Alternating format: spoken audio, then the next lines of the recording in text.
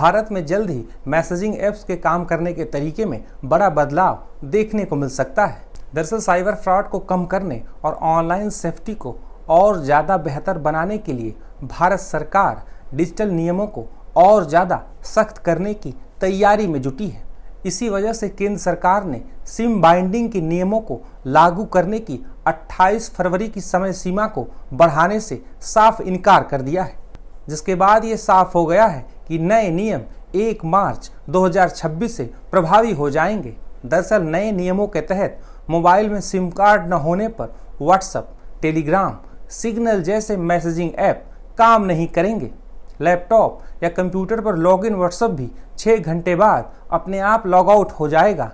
नए नियमों को लेकर सरकार का कहना है कि इससे साइबर फ्रॉड रोकने में मदद मिलेगी। सिम बाइंडिंग का अर्थ है कि जिस नंबर से आप मैसेजिंग ऐप जैसे कि व्हाट्सएप, स्नैपचैट आदि यूज करते हैं वो सिम कार्ड डिवाइस में होना जरूरी है। अगर सिम इनएक्टिव होता है, खराब होता है या किसी वजह से उस डिवाइस से सिम हटाते हैं तो व्हाट्सएप, टेलीग्राम, सिग्नल, स्नैपचैट जैसे मैसेजिंग ऐप भी बंद हो जाएंगे। मतलब अगर आपको व्हाट्सएप चलाना है तो उस मोबाइल में वो सिम होना चाहिए जिस पर आपने व्हाट्सएप नंबर एक्टिव किया हुआ है। दरअसल अब तक व्हाट्सएप में एक सुविधा थी कि आप 6 डिजिट कोड या OTP डालकर एक बार लॉगिन कर सकते थे और उसके बाद बार बार वही सिम एक्टिव है या नहीं ये चेक नहीं होता था। सिम निकल जाने के बाद भी उस डिवाइस पर व्हाट्सएप चल सकता था। अगर आप वाईफाई या इंटरनेट की मदद से उसे चलाना चाहते थे तो ये मुमकिन हो जाता था।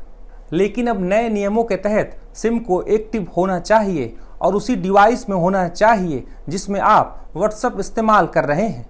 अगर मोबाइल डिवाइस से सिम कार्ड निकाल दिया जाएगा तो उस मोबाइल में आप उस नंबर से यूज किए जाने वाले व्हाट्सएप, स्नैपचैट, टेलीग्राम जैसे मैसेजिंग ऐप्स यूज नहीं कर पाएंगे।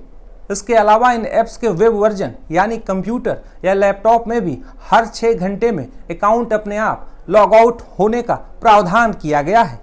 यानी कि अकाउंट यूज करने के लिए 6 घंटे के बाद दोबारा QR कोड स्कैन करके लॉगिन करना होगा, जिसके बाद आप इन ऐप्स को इस्तेमाल कर पाएंगे। सिम बाइंडिंग अपडेट नंबर 2025 में DOT द्वारा जारी एक निर्देश से जुड़ा है। नियम के तहत व्हाट्सएप, सिग्नल और टेलीग्राम जैसे मैसेजिंग ऐप्स को यह पक्का करना होगा कि यूजर्स के अकाउंट से एक एक्टिव सिम कार्ड जुड़ा हो। इस नियम का मुख्य मकसद साइबर फ्रॉड और मोबाइल नंबरों के गलत इस्तेमाल को कम करना है।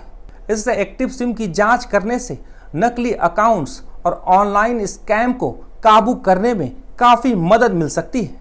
हालांकि दूरसंचार विभाग के इस नियम पर कई संगठनों ने गहरी चिंता भी जताई है, जिनका कहना है कि इस नियम पर पुनर्विचार करने की आवश्यकता है, क्योंकि सिम खराब होने, फ़ोन बदलने या विदेश यात्रा के दौरान मैसेजिंग ऐप्स इस्तेमाल करने में मुश्किलें आ सकती हैं।